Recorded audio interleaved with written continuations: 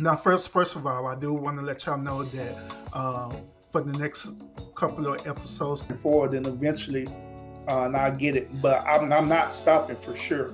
No woman is meant to be alone at all. Period. I'm not gonna come on her and try to cap or anything like that, saying that all men think this way. Well, I have a question and a statement for you. First of all, sir, um, I forgot the statement, but my question is so you've never loved two women before at the same time? No, not my whole entire life. No, I never cheated a day before my life. I ain't asked you about cheating. I'm just saying, just in the dating phase. Man, he, Okay, he, I remember my statement now. he's online. He gotta say that. I I don't know that. remember my statement now. I'm gonna let him come. I'm gonna let him live. I think I remember my statement. What was it? I forgot again. Damn it. Sometimes the stuff that comes out of your head, it's not beneficial at all. You do realize that this whole scenario that you're mentioning about, you do realize that it is just about impossible. It's more like a unicorn fairy tale, like say for example, It's not where possible. my no, like where my one daughter's telling me a fairy tale story that it sounds great. You know what I'm saying? But at the end of the day, it just doesn't exist. Many modern day women, they'll literally throw out their accolades and stuff as well. They'll throw out their accolades saying, I have this, I have that. What do you have? I done went to school. I done got a bachelor's degree. I done got a master's degree. I done got all these different things. What do you have? Oh, that's a 9 to 5 job? Child. I have to be like real strategic with my networking now. And I have to like really just sit down and just really just vet people. And just for a record, this is what we would call baby mama drama. Absolutely. It's not just exclusive to one race or one particular group. As y'all could clearly see. Urban, tell me what was the win. Tell me because a win in these verses is different for everybody's win. What is your thing that you think that they got the win for? Terrence Howard. Oh, bye. I'm up in this line. They shut it down with that. Should be cycled through the system. They're not gonna have no type of guidance, no type of support. Then also in the worst case scenarios that they end up developing mental behaviors or mental disorders, which make the situation worse, and which in turn they end up becoming adults, and hence this is where we get people who are sociopaths, psychopaths, chronic narcissists, and all these different other behaviors as well. Y'all know the topic. The topic is talking about women being master manipulators, which this is true. Women are master manipulators. And you keep saying that, I'm going to do this, I'm going to do that, I'm going to change this, I'm going to change that. But yet and still, you have not did it yet. Why? Why?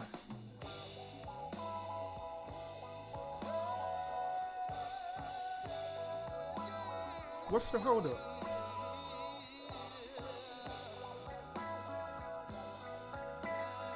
What is the holdup? Today, on this Monday, on this Motivational Monday, it's time for Urban to give you some tough love. It's time for Urban to tell you to stop procrastinating. They literally create fake news because they know that negative behavior sells. It's all part of psychology.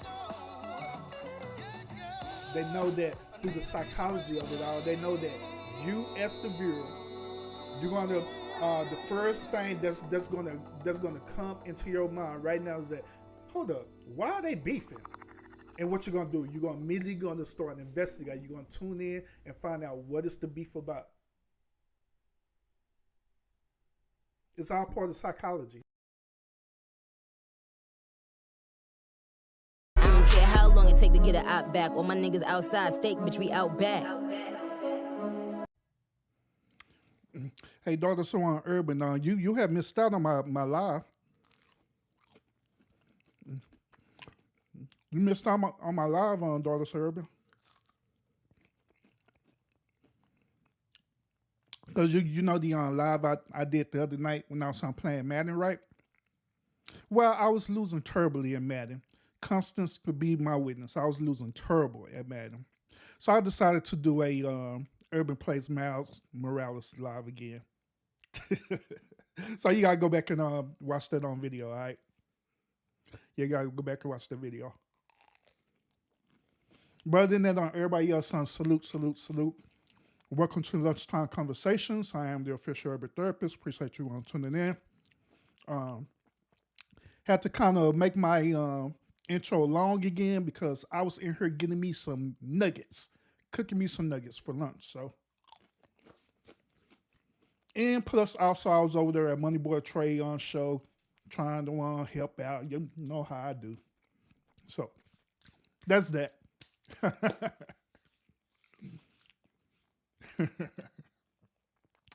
Constance, stop snitching on me. Even though that's what really happened. We just gonna scratch it out of the books for right now. How about that? We're gonna scratch it out of the books for right now. We're just gonna pretend it never happened. All right. But other than that, y'all, appreciate y'all tuning in to this episode today. The reason why I'm talking about this topic today, this particular episode today, because many people have been asking me about this, right? I get on questions all the time where people ask either me or people ask on different other clinicians and stuff, right? Who is either psychologists, who is psychotherapists, any person that's part of the mental health field. They normally circle around and ask them this important question, all right? And this question is this: what made you decide to become a behavioral health counselor, therapist, psychologist, psychotherapist, but wherever the case is, wherever your profession is, why did you choose to go down this path? Why did you choose to be a part of this particular field? All right. There when I had thought about this, y'all, there are so many different answers to this question, but after me really just thinking about it, I narrowed it down to 3 reasons. All right, I narrowed it down to 3 reasons, and these reasons that I'm gonna share with y'all today is going to be tailored to why I do what I do, and I believe that these 3 reasons is going to be also tailored to why a lot of clinicians, psychotherapists, psychologists, and different people like that go into this profession as well too. All right. So here it is. I'm gonna share with y'all, and I'm going to share with y'all my story behind this as well too. All right. So first of all, y'all, in order to understand the why for me, is that once again I got to tell you my story behind this. All right. Now, first of all, even though I call my platform the official urban therapist, right? Even though I call it that, right? My platform, to be honest with y'all, my platform is not really geared towards mental health, whereas dealing with psychology or psychotherapy and things like that. To be honest with y'all, it really not. But it's a part of it, but it's not the whole focal point of who the official urban therapist is. Okay, who the official urban therapist is a sociologist who studies the mental conditions of the culture. That's what the official urban therapist is. Once again, the official urban therapist is a therapist who study the overall culture and study the behavior of the overall culture. Whether it's black culture, whether it's wherever the case may be, black culture, it could be entertainment culture, wherever the case may be, whatever considered as culture, that's what a sociologist do. We study the behavior. We study why We look at why certain trends happen the way that they do. We analyze it and we come up with reasonable conclusions behind it. Some sociologists and stuff, right? Some sociologists they go into what is known as collecting data or statistics, meaning that they'll go and do different tests. These are the ones that you see with your Pew Research Center, where they'll not only do different tests, they'll create dissertations, they'll create reports, all these different things. They'll do interviews with different people to try to figure out the why. Why people behave the way they behave within their culture or in their environment as a whole, versus a psychotherapist or psychologists or different things like that. They focus on just the individual, and that's it. All right. So that's the reason why when I say I'm the official urban therapist, right? And the reason why I say that I am a therapist, which I am, I'm a therapist not just for a person, but I'm a therapist for the community as a whole. In other words, I figure out, why do we have certain trends that we do? And why do we do the stuff that we do? And figure that out and come up with simple solutions behind it.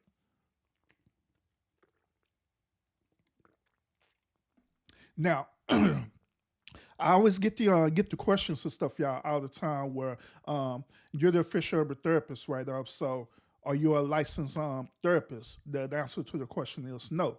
And the reason why I'm not licensed is because, due to what I do and due to the field that I am, which what I stated is sociology, right?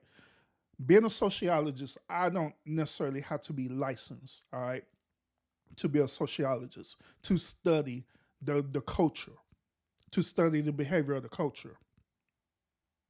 There also, the only reason why a clinician or a psychologist or a psychotherapist or anything like that, there are a few reasons why they have to be licensed, and I'm gonna explain it to you. All right. The first reason why they have to be licensed is because when you become a psychotherapist or a clinician, you're basically diagnosing people medically. That's the first reason. Since you're actually performing as though as you're a doctor, right? But the only difference that you're a doctor dealing with the mental health of people versus the physical health. All right. So when you a clinician or a psychotherapist, anything like that, you're literally diagnosing people with a certain, mental condition. That's the first reason why you're required by law to have a license. The second reason why you are required by law to be licensed as a psychotherapist or anything like that, right, is because you have authorization to write prescriptions for people so they can be medicated, depending on the type of mental condition that the psychotherapist or the therapist, whatever case may be, diagnose their patients with. That's the second reason. Third reason why, which is obvious, the third reason why is because a lot of patients have what is known as medical insurance. Since they have medical insurance, it is required by law that the clinicians or the psychotherapists be licensed, because they're dealing with money. And so if you're doing these three things that I'm saying, right, you're doing these three things, but you're doing it without being licensed, then you are subject to be sued and or fined and or imprisoned, because you're doing what is called a malpractice, meaning that you're doing an authorization without being legally licensed and sanctioned by your state or government. So that's basically the reason why you would be licensed to do that. All right. So once again, the reason why I'm telling y'all this is because, based on what I do as a sociologist, right, I don't have to be necessarily licensed to do what I do, because the one thing I'm doing, I'm studying the culture, the overall culture behavior of people. I'm not diagnosing the culture or nothing like that. I'm not giving out no prescriptions, nor I don't have a practice as well too. All right. But that would be the reason why, y'all. But I see everyone in the chat. Rush, I see you. Salute, homie. Mama Boo, salute, salute, salute, salute, salute. Appreciate y'all tuning in. All right. So that's the reason why I'm explaining this to y'all. So that's to give y'all a little bit more background of me, right? Just in case y'all don't know. All right. I was going to school for my degree. Well, actually, I was going to school for my major in sociology, right? So I could be a sociologist with a double minor in psychology, just so I could have knowledge of psychology, right? A double minor in psychology and a double minor in management. All right. So I had completed my double minor and stuff, right, in psychology and in management, but I only have I think about 15 more credit hours for me to finish my major in sociology. All right. But what happened was that COVID happened. When COVID happened, they ended up shutting down the university where I was attending during that time. And so that has stopped me from going. Then when I returned back to complete my major so I could finish my overall program and go ahead and receive my degree in it, right? Come to find out that I ended up owing the school that I attend a lot of money. I think like $6,000 I ended up owing them so I could be readmission back so I could finish my program. So since I owe them money, I haven't been back yet. But just because I haven't finished my program and I only have like 15 credit hours to go, that doesn't discredit me for my my profession, which is being a sociologist. It doesn't discredit me because I have just about 4 years of experience in dealing with sociology, and I have about 4 years of experience dealing with psychology as well too. And to top it off, my personal studies in both of the fields that I am mentioning right now. But the only thing about it is that I'm just not degreed yet because I haven't finished my program, which I intend to do. But the one thing about it, y'all, is that I don't know about y'all who actually been to college, right? But the one thing about it, y'all, is that when I was going through my 4 years of college and going through my 4 years of study, right? It was great, but at the same time, it was so draining. Meaning that I was going to school, not only I was working full time, but I was going to school as well. And one of the most draining things that I had to deal with in my degree program is writing them damn research papers over and over and over again. Now, those of y'all who went to college or you may in college, y'all know what I'm talking about. Every class that you take, you got to write some type of damn research paper about a subject. And that ain't just a paragraph or a page research. You literally have to write a research paper in MPA, everything, or APA, depending on the writer styles or their professor. You have to write that, and it have to be a minimum of 5 pages. And you have to come up with the data statistics, and you have to make sure that you're not plagiarizing while you're writing the information as well too. Salute. And you have to make sure that you're not plagiarizing while you're writing your paper as well too. So to be honest with y'all, that crap, it is hard and it's draining, especially being a father, especially me working full time, it is draining. So to be honest with y'all, this is another reason why I really haven't put like a full effort into going back and finishing, even though I just got 15 credit hours left to do, which I know I can do it. But it's the whole point that when I do it, I enter into these classes and I have to write these down research papers again. And I just got tired of it, of doing it. Different research papers. It's crazy. It's crazy.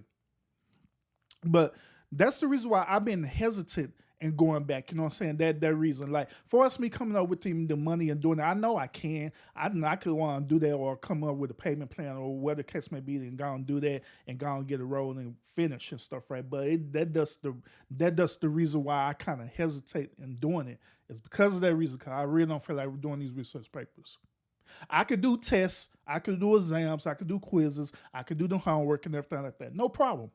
But the research papers towards the end of that semester, it's a no. It's a no for me, but that's the only reason why. That's the only reason why.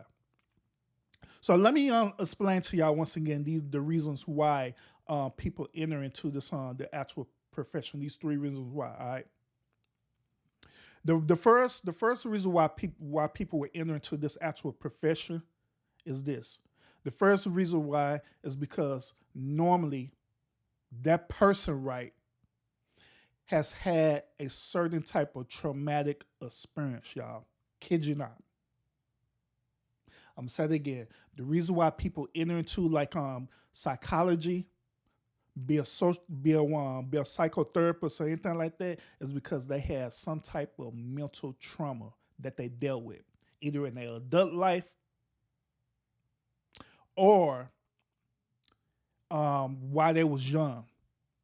Or it could be the case to where it was someone that they know, that they care about, had some type of trauma and it also affected them.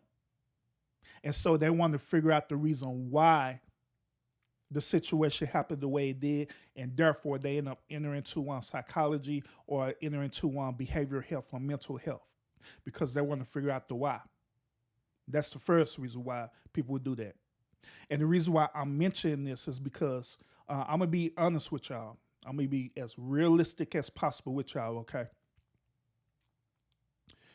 When you deal with behavioral health, when you deal with mental health, dealing with mental health is hard as hell, y'all. It is.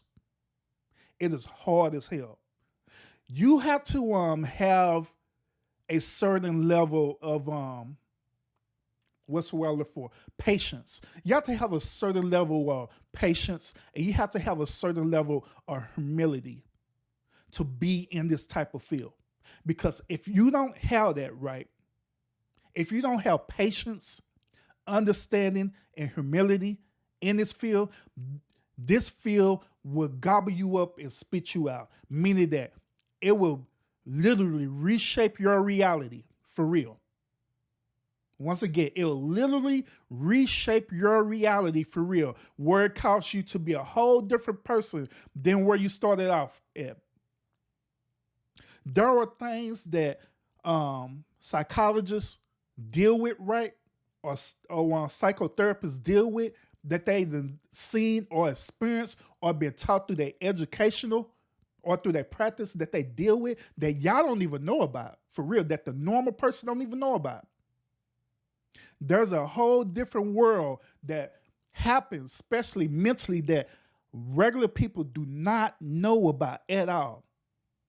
And I'm talking about some serious stuff that will literally, if you're not grounded in the work that you do, like really grounded in the work that you do, and if you don't have a passion for the work that you do, seriously have a passion for the work you do, you will be consumed by it for real.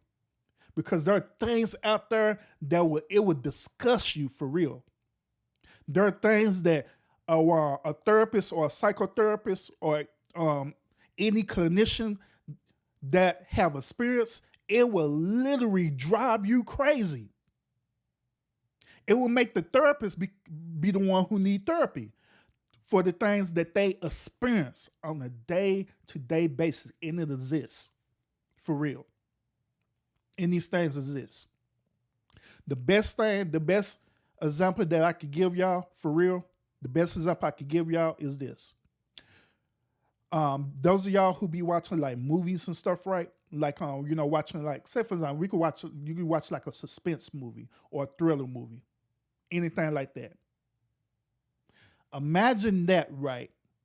But imagine that happening in like real life, like for real life. I ain't talking about pretend, but really, that is really happening in real life for real. Imagine if you're living in your community, right? And one of your neighbors resemble a type of mental disorder that you don't even know about. There are some people out there, they look as normal as me, Urban. And you would think there's nothing wrong with them, period. They'll come and speak to you, say, hey, what's up to you, and everything, right? Be normal. But come to find out that they do this either a serial killer, serial rapist, or these different things like that, and you never knew. Never knew. These type of things exist for real. And there are things that are even darker than that, y'all, that exist. That therapists, psychotherapists know about. And so that's the reason why I say that being in this field, right? Being in this field of study, it is hard. You have to have a passion to do this line of work or this line of field. It have to be in you, right?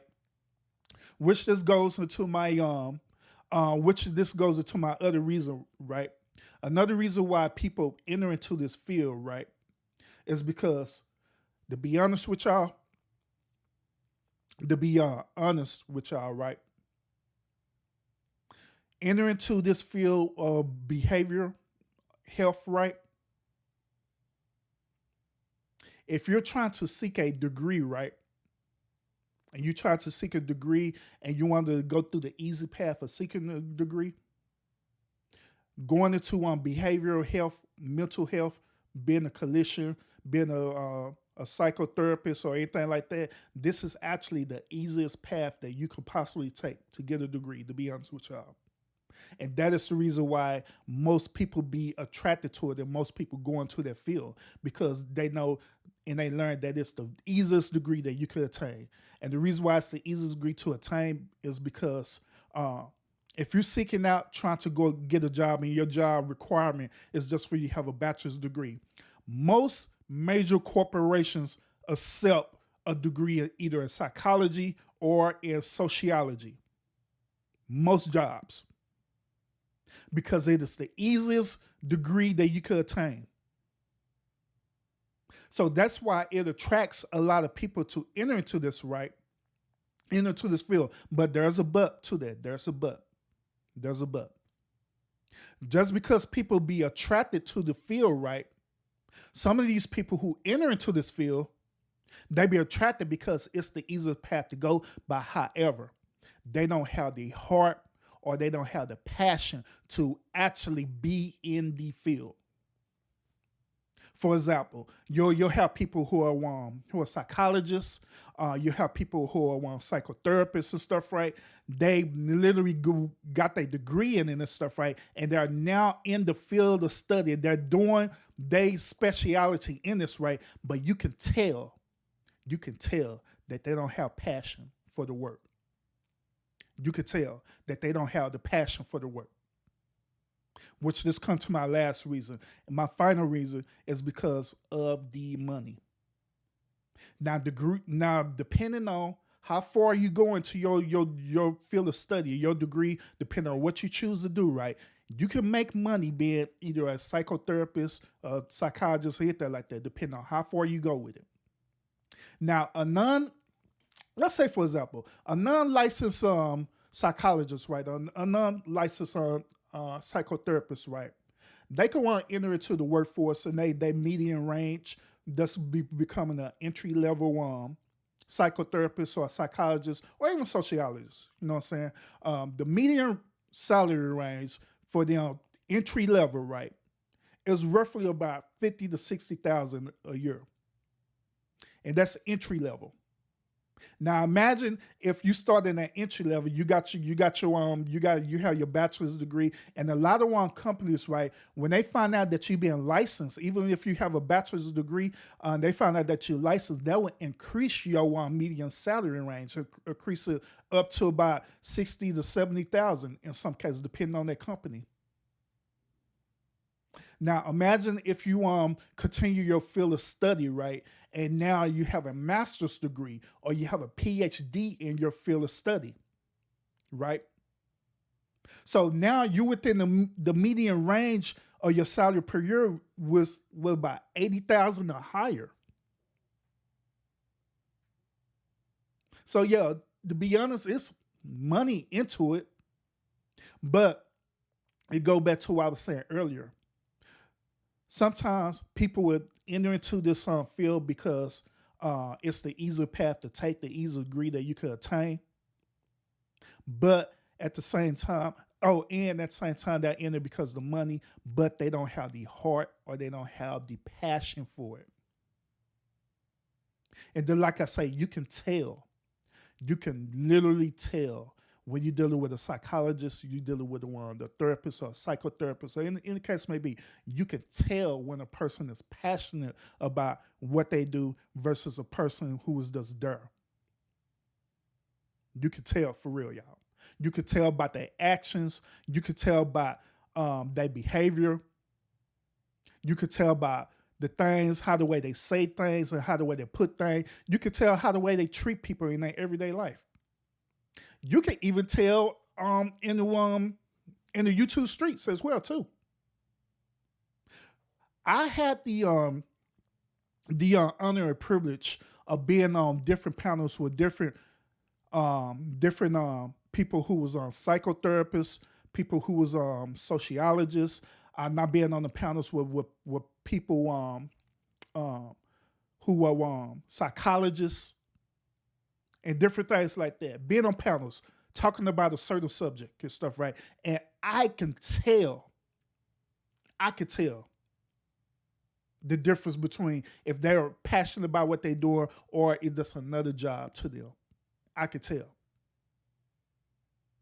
Because when I was on the panel with them and stuff, right, they be so excited about their job. They be using, the different, clinician words and terminology that we be using, and stuff like that. Be going back and forth. We be set up here analyzing a certain problem or a situation that we talking about on panels and be passionate about it, right?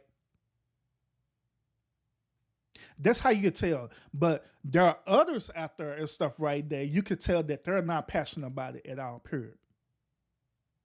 That was just only in that field because it was just a means to make money. It was just a means to generate income for them at that particular moment. So they never was passionate about it, and they was just there doing it just because. These are the same ones who treat their patients as clients instead of people, right? And that's another thing too. They'll treat their patients as clients instead of people. They'll treat their young patients as clients and treat them as another number. Now, I know y'all who are viewing me right now, I know y'all have experienced this before, where you're not treated as a human. Want to know how I know?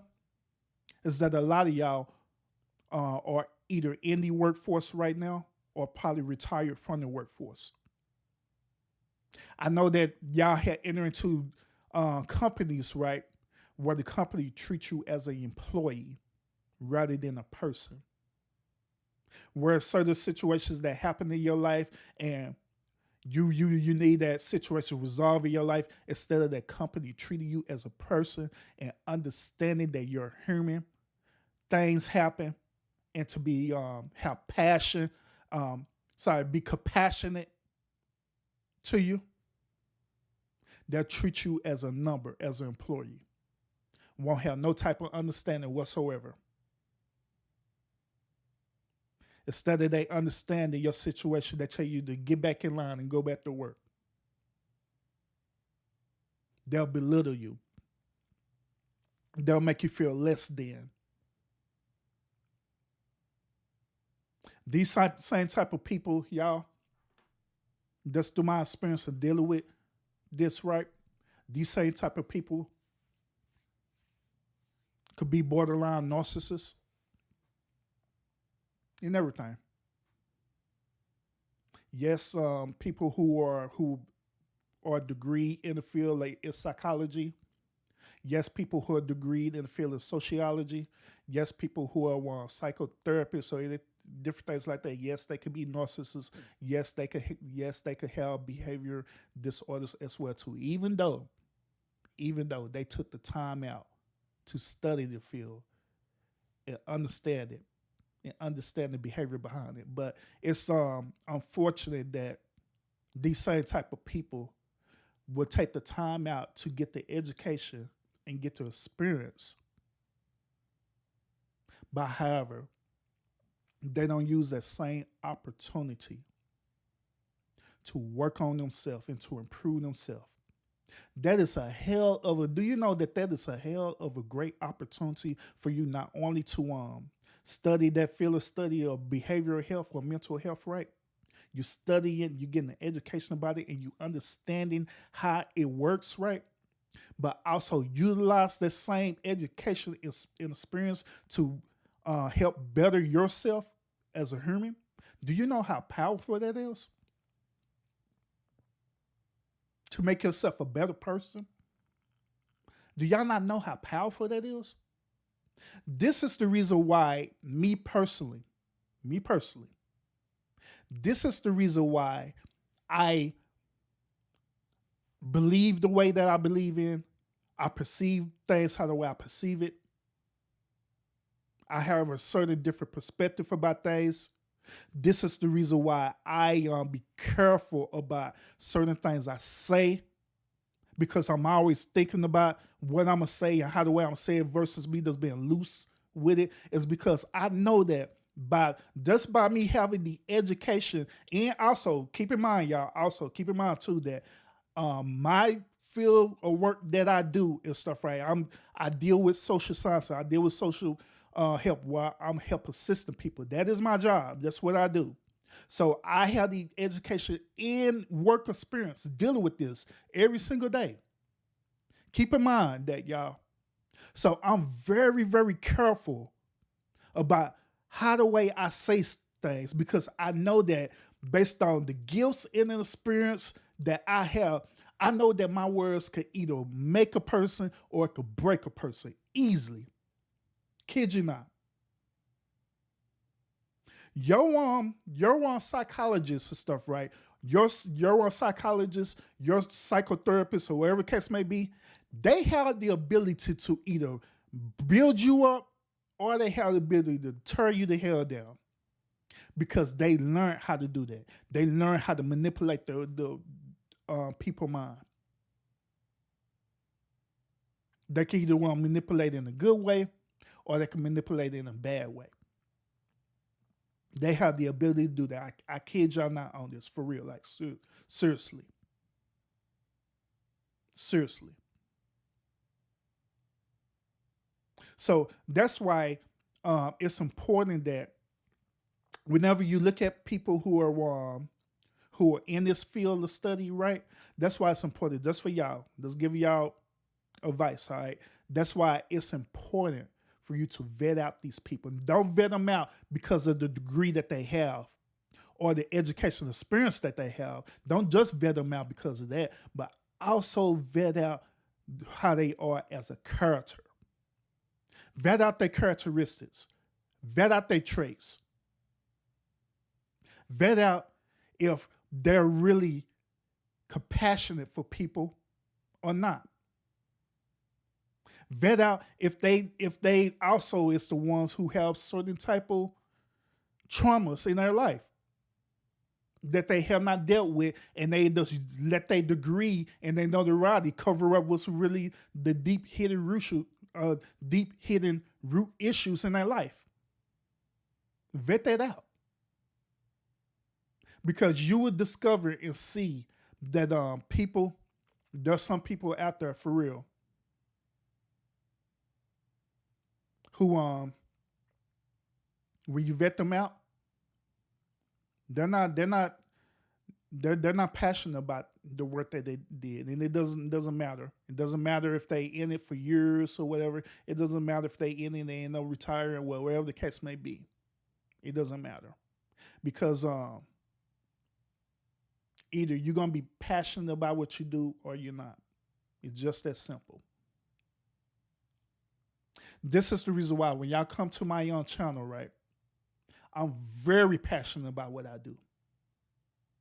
This is the reason why when y'all come to my channel, I do my very best. Even though I tend to have certain topics that can be triggering to y'all, I have my certain perspective about it, right?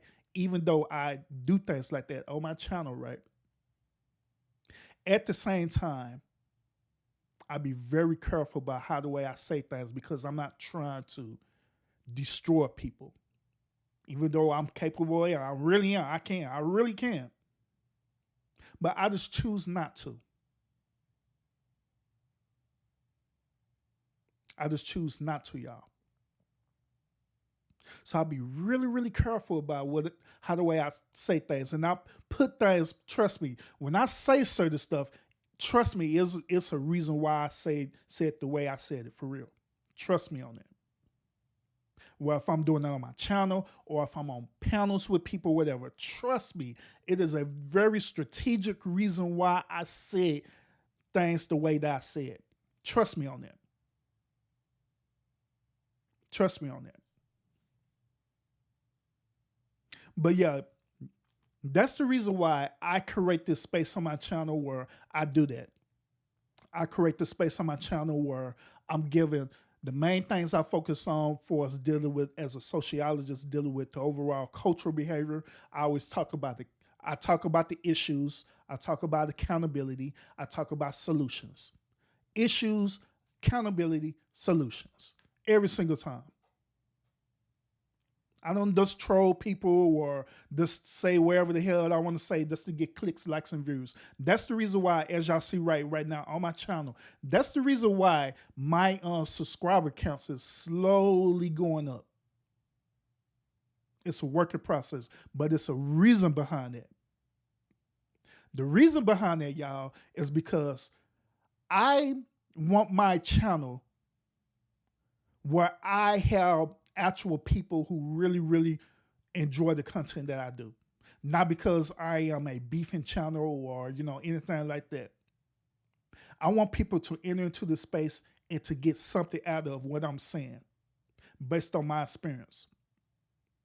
What I'm saying, it can either be entertaining, it can be informative, it can be inspirational or motivational. That is the whole goal of the official urban therapist.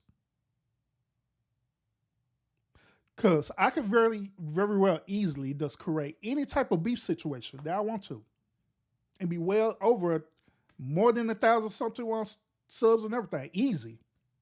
Keep in mind, like I say, that I study psychology. I know how this works. That's why I be saying the things that I be saying on here. Because I know how it works. But I choose not to do that because there's a certain technique and there's a certain goal that I want this channel to be. And I am committed to it being that way. And it doesn't matter to me if I stay at 700 subscribers or not. It doesn't matter to me. Or I have less than 10 people who are watching me. It doesn't matter to me. What matters to me the most is me logging on to this app, me hitting live, and me sharing with y'all my own perspective or my worldview of different situations. And so it can be put out there for people to either choose to accept it or not, which is fine. Nothing wrong with it. So yeah, that's the reason why I do what I do, y'all. And so I want the goal of this lunchtime conversation is that I want y'all to really pay attention to people out there for real though, because like I say, there are other people out there who are like me who are either a sociologist. There are people out here who have degrees in psychology, who work in the field of psychology, who are psychotherapists, and all these different things, right? there is actually a psychology or mental health community, if y'all didn't know about that. But it is actually a community out there too in YouTube, if y'all didn't know about that. But you have to pay attention to them for real though. Because some people out there, even though they got the notoriety, even though they have the degree, and they can have the experience, but if they don't have the passion for what they do, regardless if they're currently in the field or even retired, it don't matter. If they don't have that passion for what they do, then them type of people you have to watch out for real. You have to watch out for them because they don't have the best interests at all. One last thing too. It's like this, y'all. Because I was told this too at one point in time too. Whenever you like, say for example, I carry the title of the official urban therapist, right? When I carry that title, right, immediately every single person is going to ask me, "Am I a therapist?" Which I don't have no problem with answering, and I'll be truthful to you. Am I a therapist? Absolutely, I am. But I'm not a psychotherapist. I'm more of a sociologist than a psychotherapist. But even though I'm not a psychotherapist, that doesn't mean I don't understand psychology. I don't understand mental behavior because part of my degree and my profession that I have to understand behavior as well too. And I have no problem with telling people that. I have no problem with telling people, yeah, I'm not licensed. I have no problem with that. But the reason why I'm saying this is because it's like this, y'all. I carry this title of official urban therapist, right? Let's look at it from this perspective, and I promise you I'll be done. Look at it from this perspective, right? Let's say, for example, all right, let's use the example of the Divine Nine. All right, if y'all don't know what the Divine Nine is, the Divine Nine is the black fraternity and sororities and stuff, right? They call it the Divine Nine. All right, imagine me, right, saying that I'm using the title that I'm an alpha, right? And I say that I'm an alpha. I'm running around saying that I'm an alpha, right?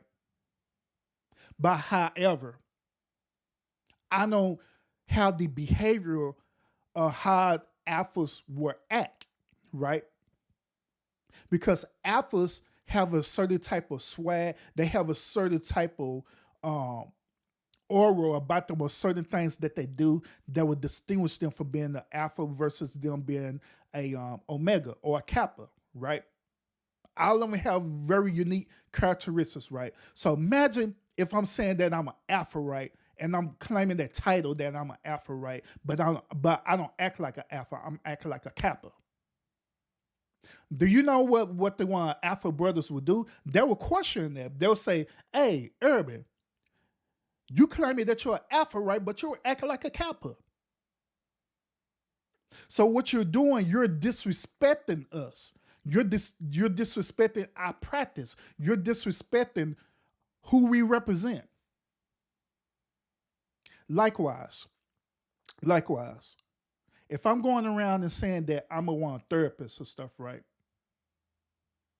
If I'm going around saying that I'm a therapist, if I'm going around saying that I'm a psychologist, if I'm going around saying I'm a psychotherapist or anything pertaining to behavioral health field, and I'm not acting that way, I'm not resembling the behavior behind that, guess what people is going to say? They're going to say the same exact thing, including the people who are part of that field, the people who are part of that practice.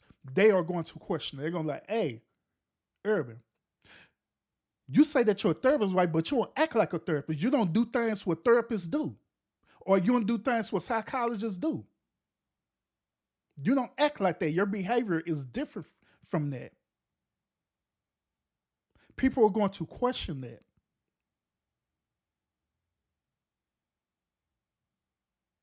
So it comes to a point where accountability needs to take place. It comes to the point where I have to decide, Do I still want to carry this title of being the official urban therapist? Or do I want to relinquish that title?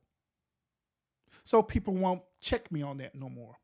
Same situation. If you're going around with the title and you don't want people to check you about that, you don't want people to question you about that, then you have one or two choices. You either take accountability and start resembling the behavior or who you are, because it don't matter. It don't matter if you've been in the field for 30 or 40 years. It don't matter. It don't matter if you've been in the field, retired, came back, retired again, whatever case may be. It don't matter. That title stays with you for life. The only way it won't stay with you in life if you're relinquishing that title. That's the only way. But if you're walking around with it, and you walk around that title, and you want people to recognize you for that title, guarantee people is going to look at you. And one last thing too, it's no different from a pastor or stuff, right? Pastor or a bishop or anything like that in the religious sectors and stuff, right? They walk around saying that they're a pastor or stuff, right? But they don't have the behavior of what a pastor's supposed to be. Same difference. Same difference. So I'm just saying, y'all. So other than that, y'all, there's a reason I want to do this lunchtime conversation. I want to just share that with y'all. I want to share with y'all the reason why I do what I do. And I want every single day, I always make sure that I present myself as who I am, as I'm presenting myself to be every single day. Now, do I make mistakes, mess up? Absolutely, because I'm human. But I guarantee that I'm still within my title of who I am. I guarantee that. I guarantee that. So, wherever it is that y'all do, in this particular thing, I'm talking about therapists and psychotherapists and the practice and everything like that. But it can be anything in life, right? If you're walking around and saying that this is who you are, that people is going to give you that notoriety of who you are. But if you step out of that and you constantly stepping out of that, people is going to question that. And it's going to take away the very thing that you took time out to study and to become. I'm just saying. But appreciate y'all tuning in, and I hope that the things that I share with y'all, it does give you a different perspective and stuff, you know what I'm saying? And like always, y'all continue to fight fates with faith, and I'll see y'all again later on tonight. I don't care how long it take to get an op back. All my niggas outside, steak, bitch, we out back.